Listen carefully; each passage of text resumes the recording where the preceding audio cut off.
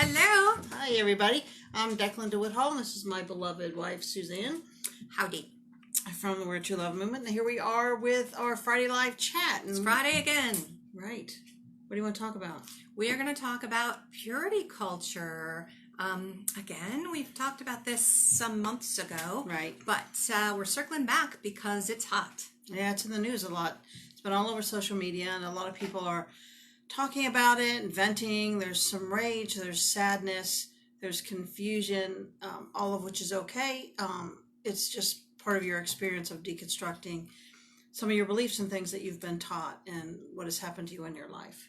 Yeah, so the reason we're talking about it and some of those emotions you were expressing was the murder of all the people at massage parlors and spas by the young man whose story is that he is the son of a youth pastor, I think. Is that right? And very, very religious. Right. Reportedly carried his Bible around the school halls, was known as a quiet young man, all those sorts of things. And he reported to the police that the reason he did these shootings was that he had a sex addiction and that he was trying to prevent other people from temptation by these facilities, I guess the people in the facilities. So that's the context for us having this conversation with you today about purity culture.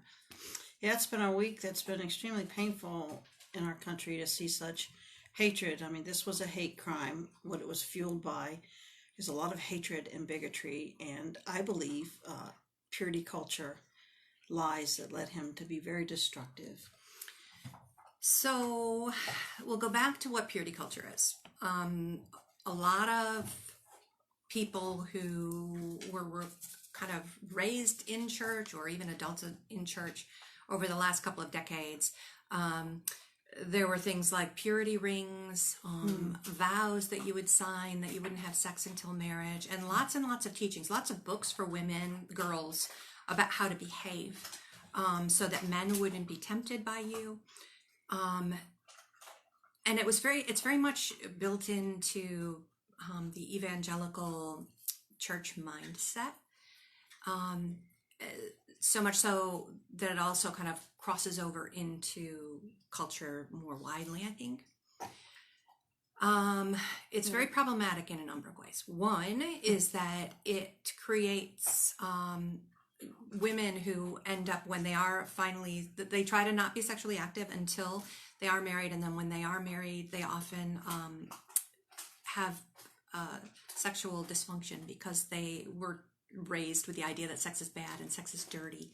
And you have guys who are taught that women are the source of their weakness, the source of their temptation. And so this is all brewed into our Christian upbringings and brewed into the culture more widely. And here you have this guy who it's hard to know what the breadth of what his issues are. Right. But he's claiming that sex addiction drove this.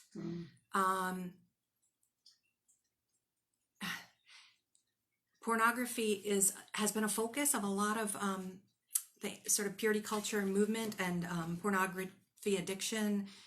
We're not proponents of pornography because it creates objects. It turns people into objects rather than recognizing the divine presence of God within each human. And it's distancing. It's can be problematic in lots of ways, including how it's produced. That being said, pornography doesn't cause people to shoot other people. Exactly. Massage parlors, which I think can also be a problem because of sex trafficking, because of the objectification of people, again, just like I was saying before, turning people into objects of sexual desire and sexual action. Massage parlors don't turn people into murderers.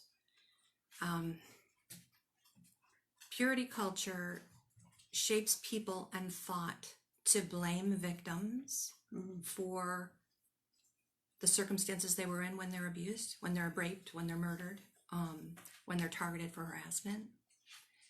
And this action of hate and murder that he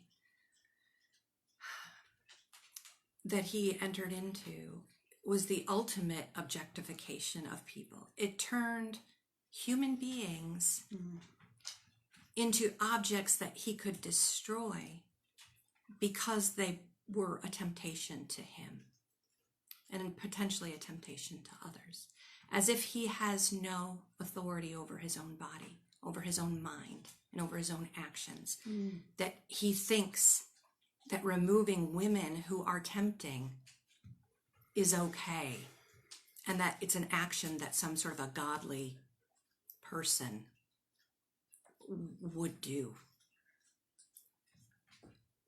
This is purity culture distilled out into a very toxic essence, into a picture of exactly how bad it can get and why it's a problem, and why churches need to change how they're presenting the issue of sex, how they're approaching sexuality.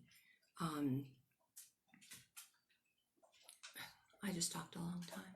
Well, it's tough. It's been a painful thing to see unfold in the news, and to see people's threads and how they're feeling. I mean, it's making them relive the discomfort of what the purity culture has done to them. And this is just horrific. It's way beyond the realm of things I've seen, caused by the purity culture, to blame, that to victimize people because of that. I mean, often I'm seeing people state their own personal issues with their sexuality, their views on sexuality, and how they've had to face them over their lifetime. And I've seen people be very hard on themselves because they masturbated and they think that that's bad, or they had more orgasms than they think they should have. I mean, I've seen people, say those things where they're really hard on themselves about any sexual experience or pleasure because of what they were taught in the purity culture. That's why I love your book. I mean, it's very timely that Sex with God is out. A lot of people have felt some comfort in that book. I felt comfort in reading it. I mean, I think that there's a lot of people out there right now that are angry. I could feel the anger in what you just said to everybody. And, I just want you to know it's okay to be angry, but use your anger to fuel your work. Tell people that it's okay, that sex is good, that sex is of God. Churches, start talking about sex. Sex can be absolutely beautiful. It's not taboo, and it's not something that you should control. It's between the two people having sex and God. You shouldn't be in their bedroom unless you're saying, have a good sex life, love each other, make love, be wonderful. Blossom in that part of your relationship, not say good girls don't, kind of thing to people. I mean, I think, where we came into this, I mean, the purity culture's been around since the late 1800s, when they were trying to outlaw prostitution and things that they deemed sexually inappropriate. And it's just continued since then. It's so far past time to stop it. Churches, stand up and stop it. You're creating an environment where people are using it for an excuse to do horrendous things to people. And there's been so much harm personally to people.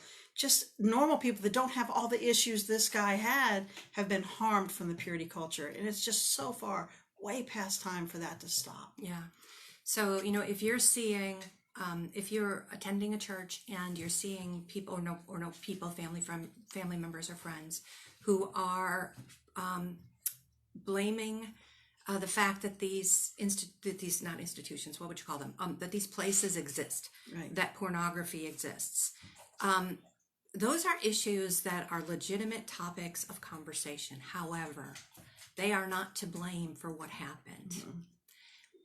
Christians need to reclaim the sanctity of sex. Mm-hmm.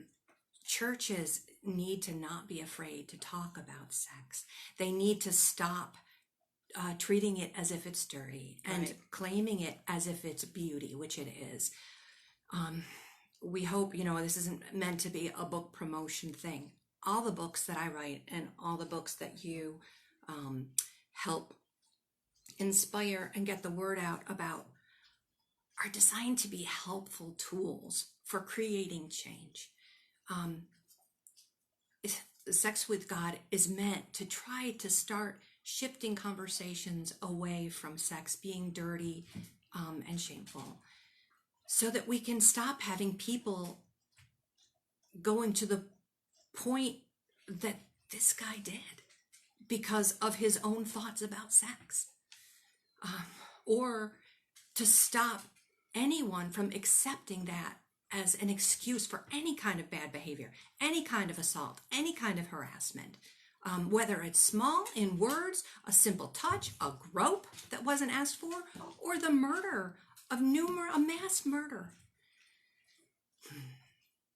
So if you know people who are interested in trying to help a church change, in trying to reframe their own conversations about purity culture, in trying to figure out how to talk about the kids that are being raised up and not knowing how to deal with sex with God can provide you some places to start. So our hearts are heavy. We want to try to make a difference. If you have ideas for how to make a difference, please, leave us a comment, let us know, so that, I can compile things into a blog posts, or we can propagate them in some way, because, we got to change this situation.